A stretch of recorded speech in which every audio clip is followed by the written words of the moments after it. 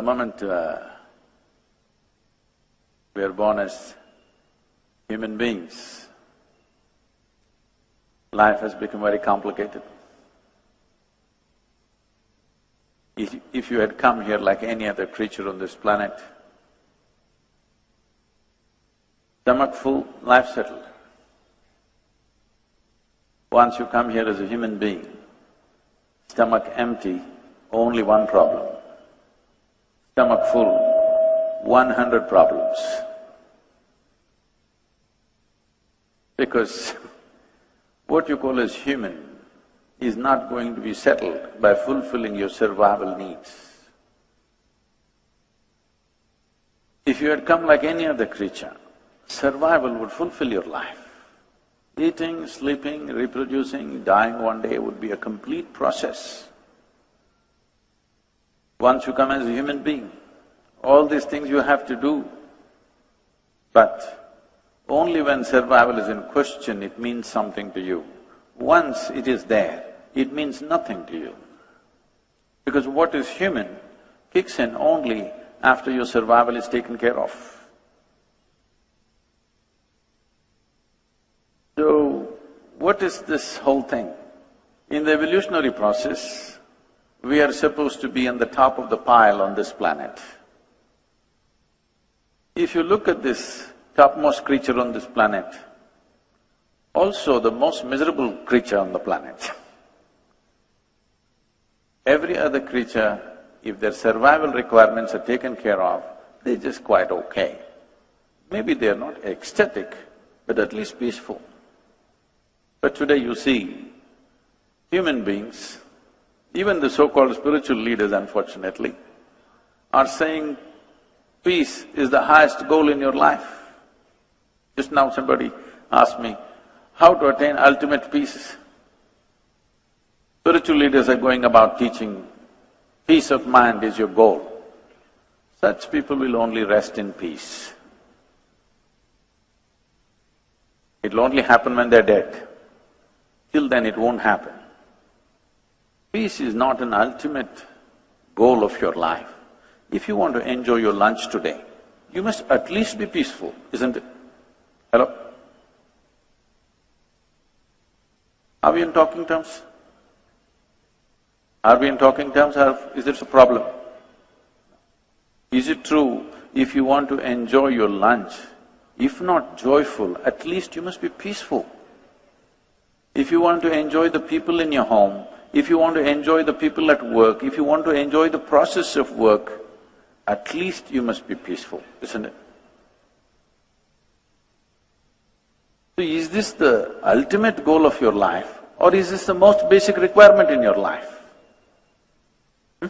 It is the most basic requirement. Now this basic requirement has become impossible for a whole lot of people because most people are in a constant state of mental diarrhea. Yes. They think it's intellectual. There's nothing intellectual about it. You lost control over the faculties of your mind. Yes or no? Is there something intellectual about always buzzing with thoughts? No. You just lost control over the fundamental faculties of your mind. And you think it's intellectual because there are a whole lot of people around you in the same condition. Now, whether it's your body or your mind, if I want to use this hand, it moves, otherwise it sits down here. This is a useful hand. Suppose my hand is jumping around all the time, would look ridiculous or no? You must talk to me. Those of you in the darkness, I don't know, they've set the right kind of lighting for you, I'm being blasted. That's good.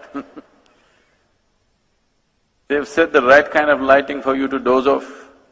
I don't even know what they say, oh, that's nice. Somebody's very responsive out there.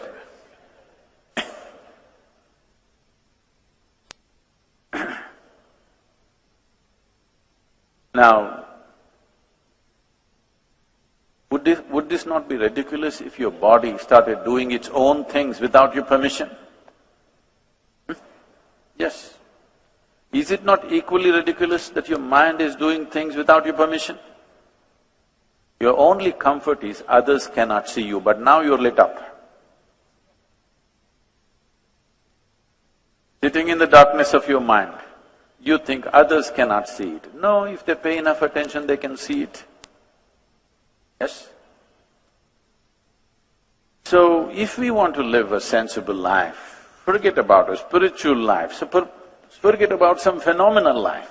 If we want to live a sensible life, at least being peaceful and joyful is a basic requirement, isn't it?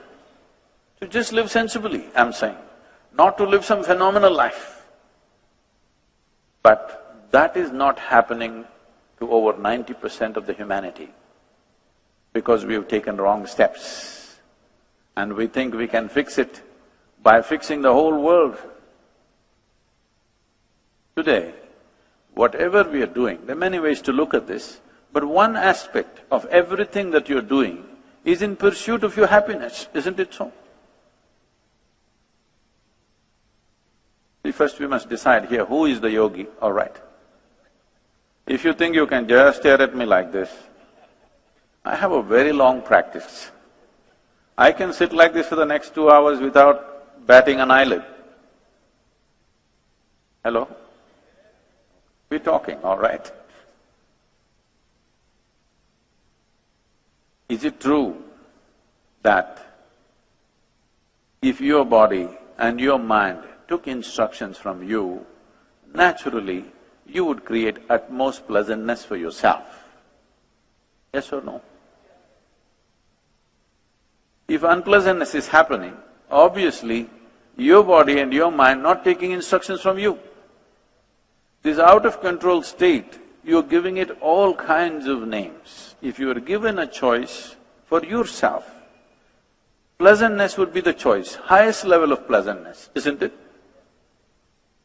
What you want for your neighbor may be debatable, but what you want for yourself is clear, isn't it? Pleasantness means what? If you're pleasant in your body, we call this health. If it becomes very pleasant, we call it pleasure. If you're pleasant in your mind, we call this peace. If you become very pleasant, we call it joy. If you become pleasant in your emotion, we call this love. If you become very pleasant, we call it compassion. If you become pleasant in your very life energies, we call this blissfulness. If you become very pleasant, we call it ecstasy. If your surroundings become pleasant, we call this success. This is all you're looking for in your life, isn't it so? You want your insides pleasant, you want your outsides pleasant. Organizing outside pleasantness needs a certain amount of skill, certain amount of cooperation from many people around you. There are many forces in the outside situation. You must have the skill to get the cooperation of… If you can keep the cameras down, please, those of you who are on… You want to look at me through your third eye, you can do it, but not an apple eye, okay?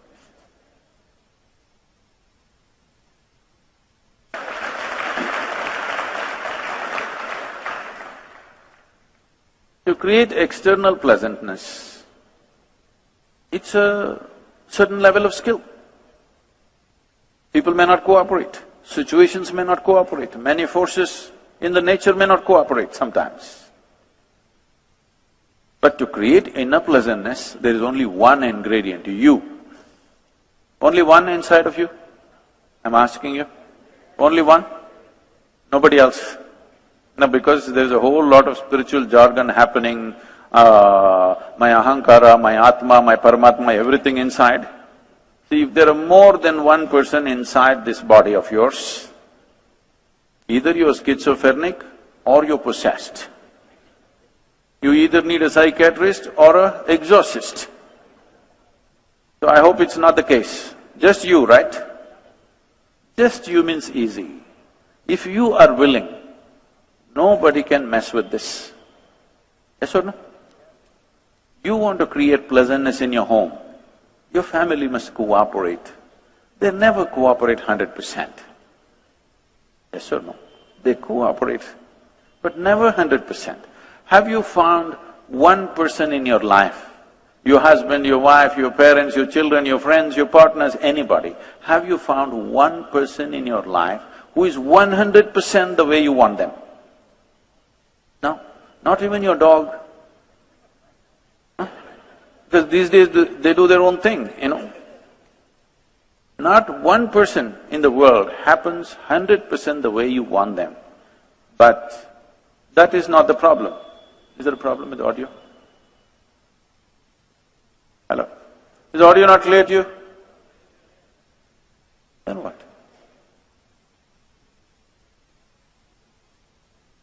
It's okay, son. So nobody has happened 100% the way you want them. It doesn't matter. Nobody ever happens 100% the way you want them. Even if there are just two people in the family, it never happens 100% your way. You should not expect that. If it's happening 51% your way, you have the controlling stake. Just shoot for 51%. If you shoot for 100%, nobody will live with you. Yes or no? If 100% your way, nobody is going to live with you. 51% your way is a good ambition. If you achieve that, you're doing great. But within you, only one ingredient, just you. This person must happen your way, isn't it? Yes or no? This one person must happen your way. If this person does not happen your way, you're a lost case. Why is it this person is not happening your way? Willing. Is he willing, I'm asking? Willing? But not happening your way. Why? One thing is, approach is fundamentally wrong. On a certain day, Shankaran Pillai was going home. 7:30 in the evening. There are rules at home. You know, every home has some rules, otherwise they can't be a home. Some rules, right? May not be written down, but there are rules. In his home, the wife's rules are 8 o'clock he must be home. He saw still there is time. He doesn't want to go even a minute early.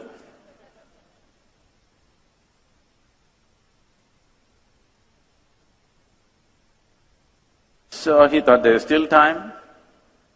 So he walked into a local bar, thinking he'll just have a quick drink and then go home. Well, he had a quick drink and a quick drink and a quick drink and a quick drink and a quick drink. Then he looked at his watch. It says 2 a.m. You know, drinking people are like yogis, they're timeless.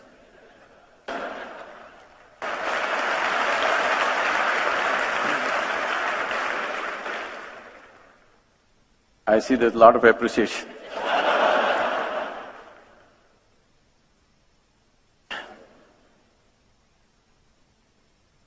So, he got off his tall stool, of the bar stool.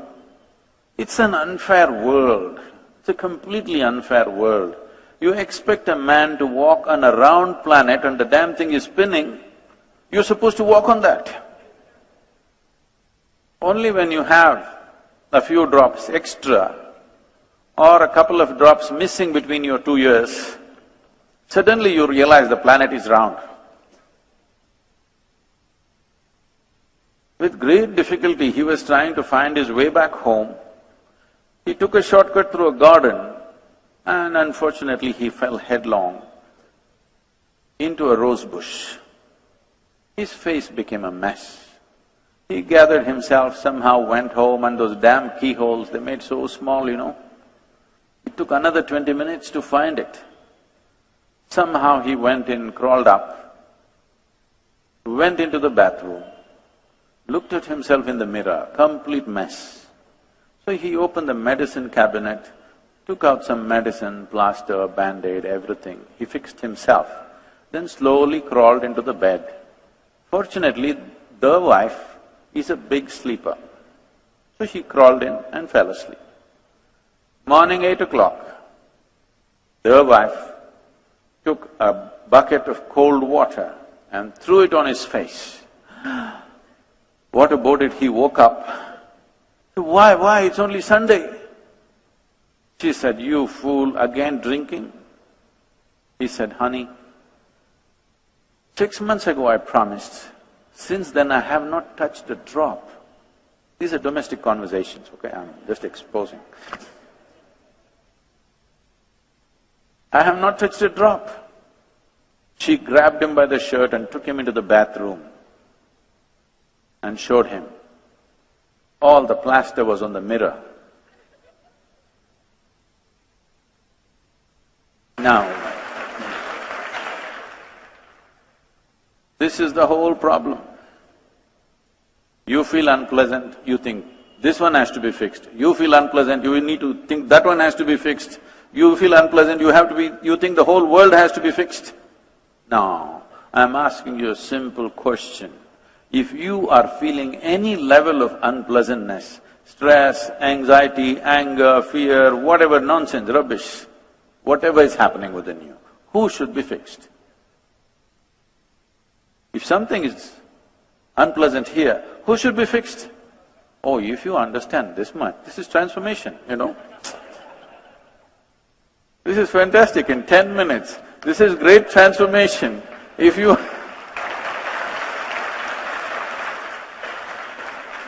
understand this much, this needs to be fixed, not something else, the world will change. Right now, everything that we are doing on this planet is in pursuit of human well-being. In the last 150 years, with the aid of modern science and technology, we have done too much external engineering, too much, which has rendered us into a certain level of comfort and convenience. We have comforts and convenience no other generation could even imagine, isn't it? Yes or no? The level of comfort and convenience in which you and me right now existing here, no other generation could ever even imagine. We are the most comfortable generation ever. Do you agree with me? Physically. But can we claim we are the most peaceful generation, or joyful generation, or loving generation, or ecstatic generation? No. In many ways, we are becoming the most neurotic generation.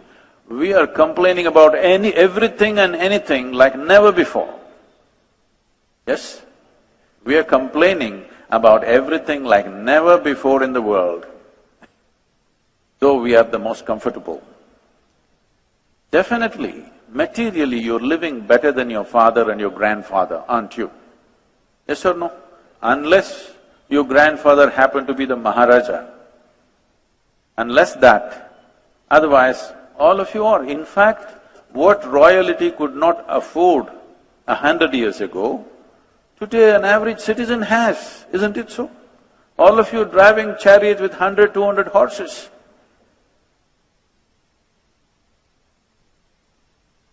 You are.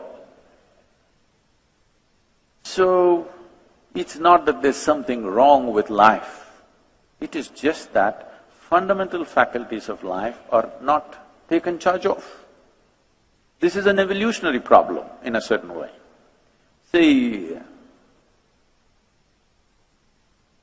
between you and a chimpanzee, the DNA difference is only 1.23%. 1.23% is not much of a difference, isn't it? Physiologically, the difference between you and a chimpanzee is only 1.23% in the DNA content. But in terms of intelligence and awareness, we are phenomenally different from a chimpanzee.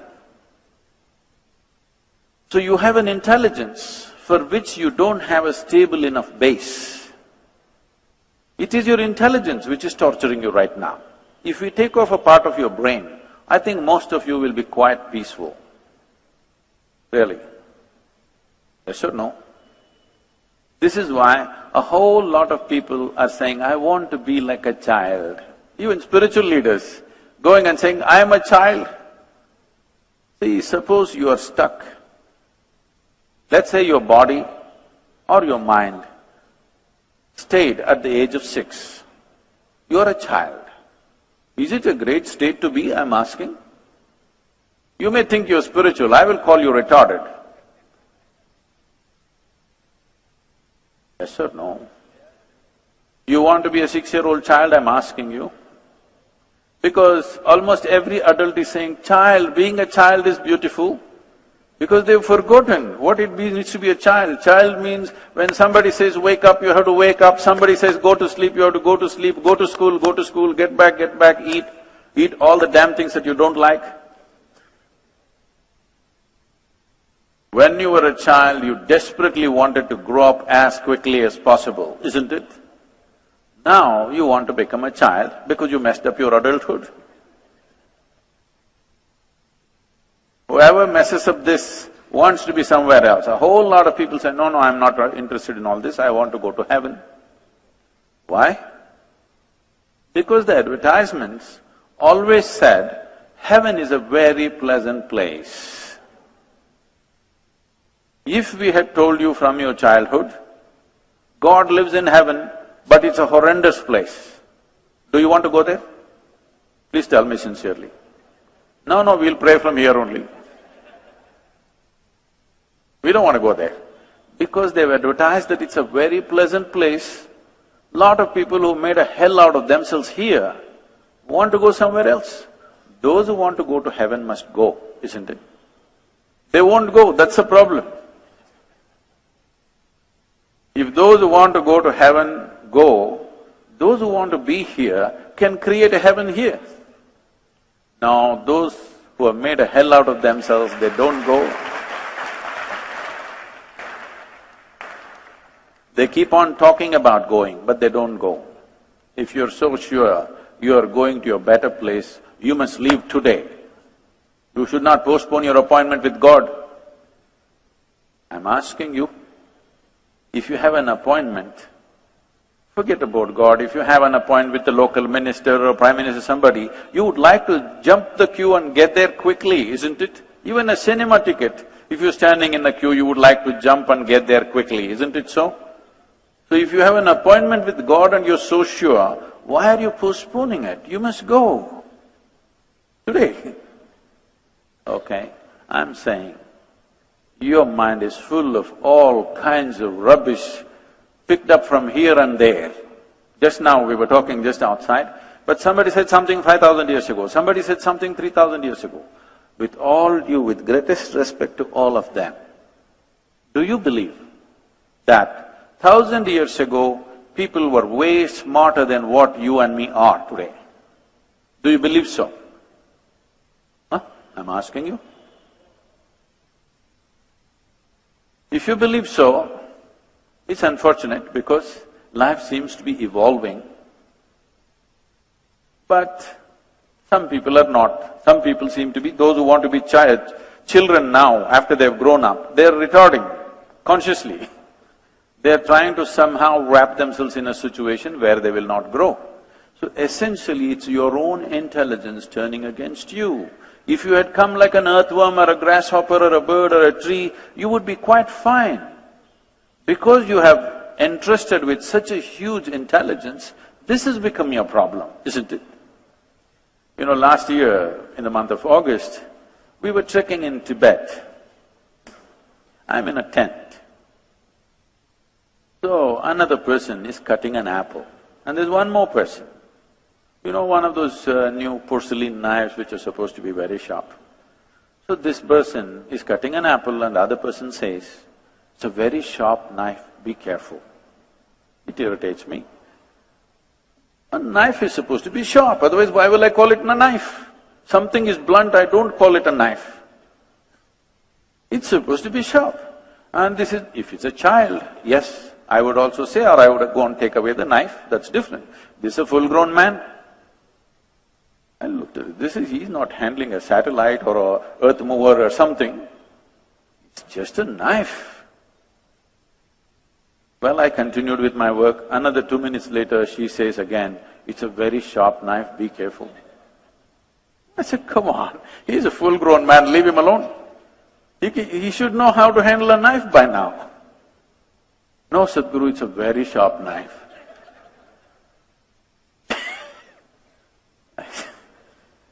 Then I continue with my work, and then she whispers so that I don't hear, very sharp knife, be careful. In 2 minutes he cuts his hand. And I say, okay. Maybe he needed so much instruction about this. This is all your problem is. You have a sharp intellect, but not a steady enough hand. Now you're cutting yourself all the time. People come to me and say, Sadhguru, I can't bear with my boss, my mother-in-law, she's torturing me, my husband is impossible, my wife, oh. So I tell them, don't worry, you come here, your boss, your mother-in-law, your husband, your wife, nobody will enter this ashram. Don't worry. I will give you a nice place to stay, good food to eat. Don't have to do anything, no work, nothing, just stay in your room. Whenever I come and check, you must be joyful. That's the only condition. If you're miserable, I don't believe in feeding misery. If you're joyful, for the rest of your life will bow down and take care of you. Oh, you leave them for 24 hours in one place. You must see the circus, okay? When you're alone, if you're miserable, obviously you're in bad company, isn't it? Isn't it? Somebody is with you and you're miserable, you can always say it's because of this person. You're alone and you're miserable means you're in bad company, you need to fix it. You must understand this much. If you understand this much, then it's very simple. You would look inward. Looking inward is not contemplation. Looking inward is not dissection, because what you call as my body and what you call as my mind are accumulations that you picked up from outside. Your body is just the food that you've eaten, isn't it so? Hello? Your body is just a heap of food, isn't it? Not a pleasant way to describe you, but it's a heap of food or it's a piece of this planet. Yes or no? Just a small piece of this planet that you picked up and walking around. If you don't understand this now, countless number of people who walked upon this planet before you and me, they were also smart people. Where are they? All topsoil, isn't it? This will also become topsoil. Unless your friends choose to bury you real deep, fearing that you may rise from the dead. That's why in India, we burn them and put their ashes in the ocean, in 3 different rivers, all over the land, so that just in case if they try to come back, it never happened. They're making sure. This country is very wise in that way. Now, this is just a piece of planet that you picked up, isn't it so? You accumulated this. What you accumulate can be yours, can never be you, isn't it so? Similarly, what you call as my mind, the whole content of your mind also is an accumulation of impressions. This is accumulation of food, this is accumulation of impressions. What you accumulate, you can claim that it is mine, but it can never ever be you. Do you understand this? Right now as I'm speaking, I will pick up this vessel and say, this is my vessel. You will think, oh, Sadhguru's got some problem. But let's listen, because everybody says he's wise, let's listen some more. After some time I say, this is me. Then you'll say, let's go. It's getting dangerous. If you are doing this every day, food appears on your plate, you say, this is my food, you eat it and then you say, this is me. The moment you think that you are something that you are not, you have lost your fundamental perspective about life. After that, everything that you do is more and more insanity. If you believe that you are something that you are not, does it amount to insanity, I'm asking you? Even medically you qualify or no? Yes or no? Your only comfort is everybody is like that. That's how it is in an asylum. Everybody is like that only. Only the doctors looks insane, all right? Everybody is like in the same condition. Everybody in the same condition will not make it right. So, the moment you have believed that you are something that you are not, what you gathered has become you, now you have no perspective of life, it is a complete confusion. Once there is no perspective, everything that you do is irrelevant. You will see this. You know, with great distress I'm watching this happening all around me. The most successful people on the planet carry the most miserable faces on this planet. If you're a failure, once you come to terms with failure, you're okay, at least you can take a walk on the beach. But successful people around the world carry miserable faces. This is a wrong message. If you send out a message that success is misery, the next generation may not seek success, which is very dangerous. Once a society does not seek success, that society is down the drain. You must understand, this happened in a big way in United States of America in 60s. The so-called successful people were so straight-jacketed and miserable nonsense. The younger people thought, we don't want to be like that. So they decided to smoke pot on the street side. At least we are happy, we're peaceful. Once again, America is going that way, big time, it's legal now. India is going that way too, so parts of India is going that way. You need to understand, if the next generation is hitting on alcohol and drugs, it's because of you. Because successful people are showing miserable faces. It's not worth pursuing success. But the sweetest thing in human life is success, isn't it? Yes or no? It doesn't matter whether it's a small thing that you're doing or a big thing that you're doing. You want those little act and the big act to be successful, yes or no? Whether you're building a nation or you're hitting a ball, you want it to be successful, isn't it? Because success is the sweetest thing. But now, if you send this, as a generation, if you send this message, success is misery, which is what is happening right now. Because every successful person says he is stressed out. Then why be successful if you can't enjoy it? Your only joy is you're better than somebody else, that's sickness. That is not joy. I'm enjoying that I'm little better than somebody is sickness. Now you are hungry, I've eaten well, and I enjoy this. Is this not sickness? Yes or no? So right now, this sickness is happening. If you really want to know the joy of existing here, you must understand the whole experience of life is generated from within you, never from outside of you. At least right now, even if you're not listening to me, can you see me? Hello?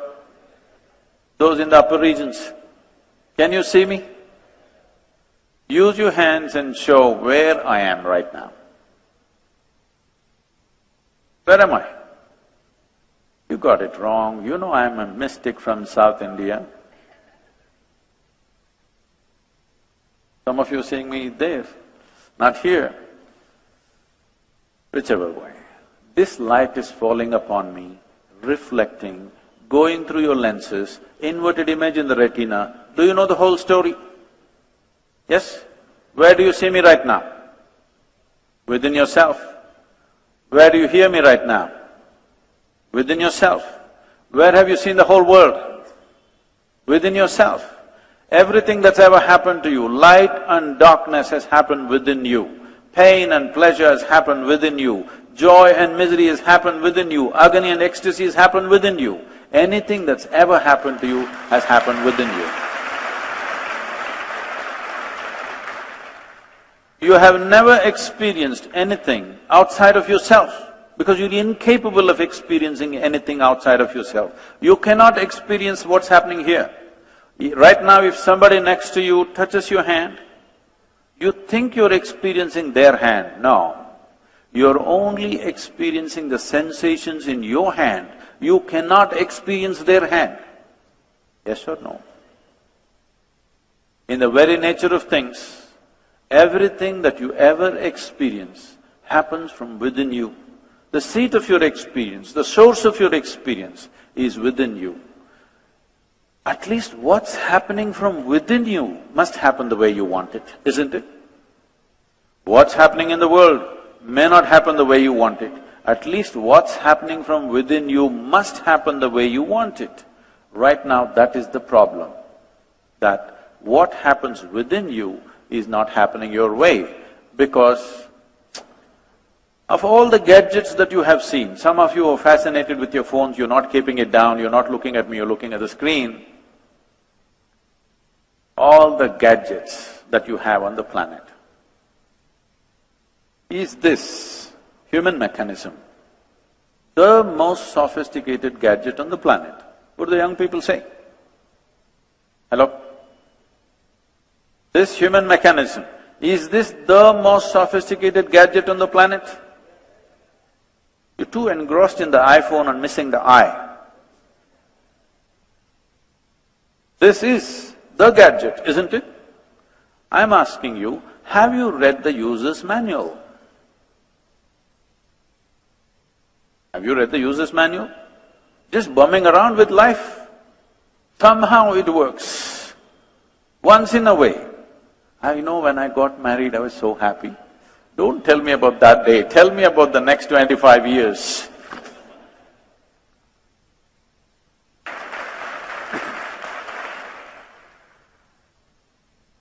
See, somehow anything can happen. By chance, by sheer chance, anything can happen.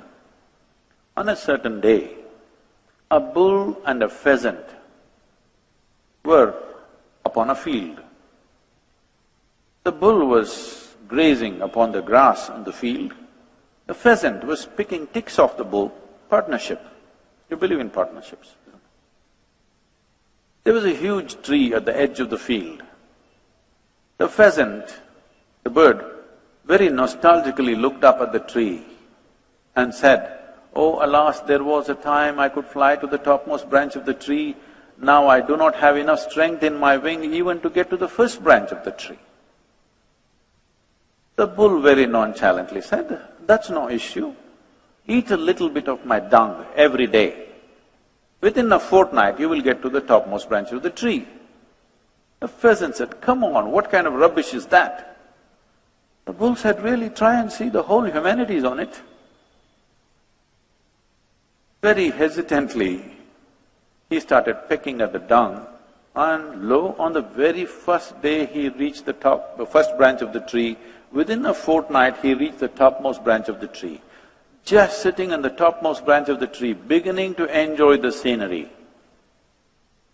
The old farmer who was rocking on his rocking chair saw a fat old pheasant on top of a tree, pulled out his shotgun and shot the bird off the tree. The moral of the story is, many times even bullshit can get you to the top, but it never lets you stay there.